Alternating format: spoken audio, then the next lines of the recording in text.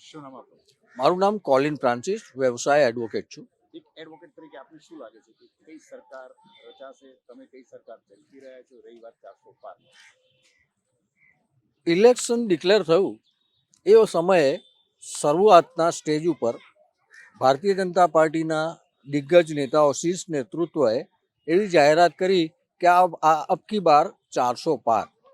પ્રથમ ચરણ મતદાન પૂરું થતાની સાથે એ જે નારો હતો એ નારો બધા નેતા અને બધા શીર્ષ નેતાઓ એ નારો ભૂલી ગયા.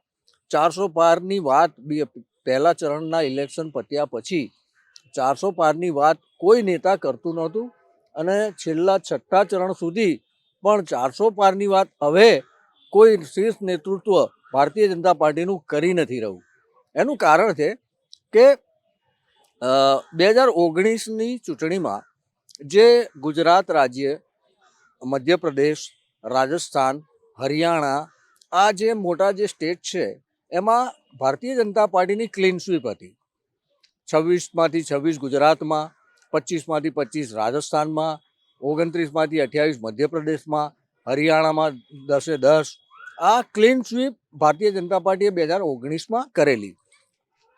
આ ઇલેક્શનમાં વર્તારો એવો છે અને લોકોની જુવાળ એવો છે કે ગુજરાતમાં ઓછામાં ઓછી 3થી 4 સીટોનું નુકસાન થાય એવી પરિસ્થિતિ છે. એવી રીતે રાજસ્થાનમાં ઓછામાં ઓછી 10થી 12 સીટોનું નુકસાન થાય એ પરિસ્થિતિ છે. મધ્યપ્રદેશમાં 4થી 5 સીટોનું નુકસાન થાય એ પરિસ્થિતિ છે. હરિયાણામાં પણ 4થી 5 સીટોનું નુકસાન થાય એવી પરિસ્થિતિ છે. મહારાષ્ટ્રમાં એકનાથ શિંદે, અજીત પવાર અને નરેન્દ્ર ફડણવીસ આ લોકો બહુ કાઠું કાઢી શક્યા નથી. કદાચ ભારતીય જનતા પાર્ટી પોતાની સીટો જાળવી રાખી શકે પણ જે સાથી પક્ષો છે એ સીટો મેળવી શકતા નથી. એટલે મહારાષ્ટ્રમાં પણ ભારતીય જનતા પાર્ટીને, એનડીએને એન્ડ એલાયન્સને કરેલા કામોનું શું? સારા કામ નથી કર્યા? કયા કામો કર્યા? પબ્લિક માટે કામો કર્યા હોય મને એક નરેન્દ્ર મોદીનું એક કામ મને બતાવો કે પબ્લિક માટે કામ કર્યા. રોડ રસ્તા સુવિધા, ટ્રાન્સપોર્ટેશન ઈઝી ને ફાસ્ટ બનાવ્યું, હાઈવે પર ઈઝી ગો વે, કામોને બધા જોડી બહુ સાચી વાત કરી આપે કે ટ્રાન્સપોર્ટેશન, રોડ રસ્તા અને એ બધું સુવિધા ઊભી કરી. 1990માં કે 2000ની સાલ પહેલાં આપણી પાસે એવા ઇન્ફ્રાસ્ટ્રક્ચર નહોતા. જમાનો આધુનિક બન્યો, જુદા જુદા ઇન્ફ્રાસ્ટ્રક્ચર આવ્યા, ઇક્વિપમેન્ટ એવા આવ્યા અને એવી બધી પરિસ્થિતિ, એવા બધા સારા લેટેસ્ટ ઇક્વિપમેન્ટ આવ્યા જેનાથી આપણે રસ્તાઓ સારા બનાવી શક્યા. અને રસ્તાઓ બનાવવો એ વિકાસ નથી. રસ્તા બનાવવા એ સરકારની ફરજમાં આવે છે.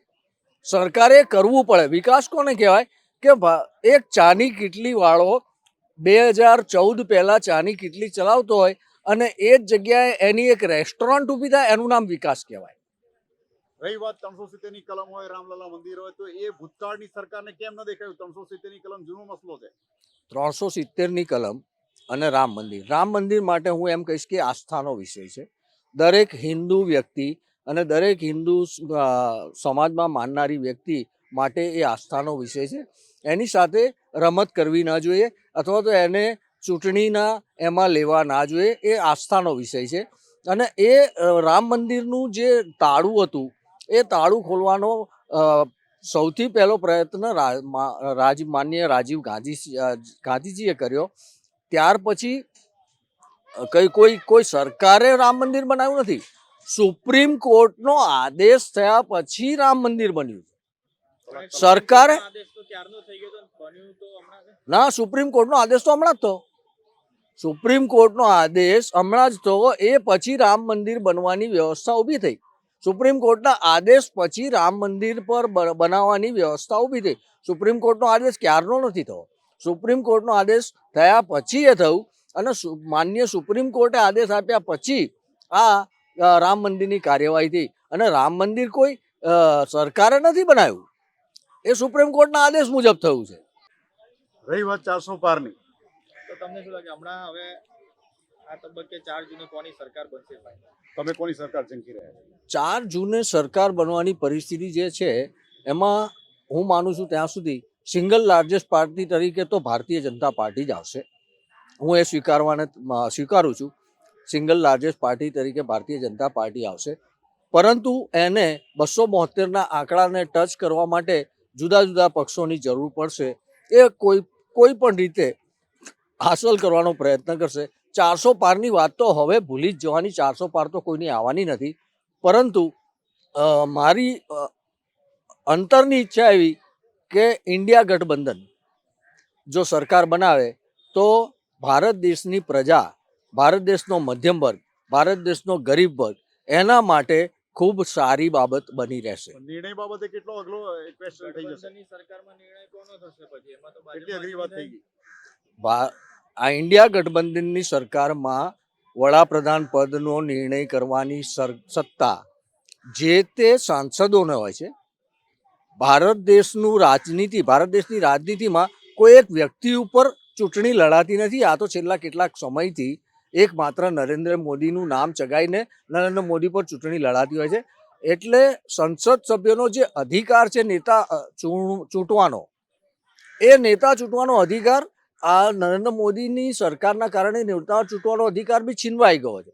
એકચ્યુઅલી નેતા ચૂંટવાનો અધિકાર સાંસદોનો છે. સાંસદો ભેગા થાય અને એમનો નેતા નક્કી કરે, એ વડાપ્રધાન. તમારું એ જ માનવું છે કે ગઠબંધનની સરકાર રચાવી? મારું એ જ માનવું છે ગઠબંધનની સરકાર રચાશે અને સારો પ્રધાનમંત્રી ભારત દેશને મળશે, જે મધ્યમ વર્ગ, ગરીબ વર્ગ અને જે પિછડા, દલિત અને શોષિત લોકો છે એના માટે કામગીરી કરશે, નહીં કે ઉદ્યોગપતિઓ માટે. 8,500 કન્ફર્મ આવશે ખાતામાં? 8,500 કન્ફર્મ ખાતામાં આવશે, કારણ કે એ જરૂરી છે. જે નીડી પર્સન છે એના માટે એ જરૂરી છે. તો પછી બેસી નહીં રહે, આળસુ નહીં થાય પબ્લિક? 14 લાખ કરોડ એનપીએ માફ કરવાથી હાડકું થયું. 14 લાખ કરોડ ઉદ્યોગપતિઓના માફ કરી દીધા ભારતીય જનતા પાર્ટીની સરકારે, અને મધ્યમ વર્ગ અને ગરીબ વર્ગ પાસેથી ટેક્સ વસૂલ્યા. તો એનાથી આપણી અર્થતંત્રને કોઈ નુકસાન થયું? 14 લાખ કરોડ ઉદ્યોગપતિઓના માફ કરી દીધા. એ 14 લાખ કરોડ 8,500ના લેખે વહેંચવામાં આવશે, એ લોકો પાસેથી કવર કરવામાં આવશે.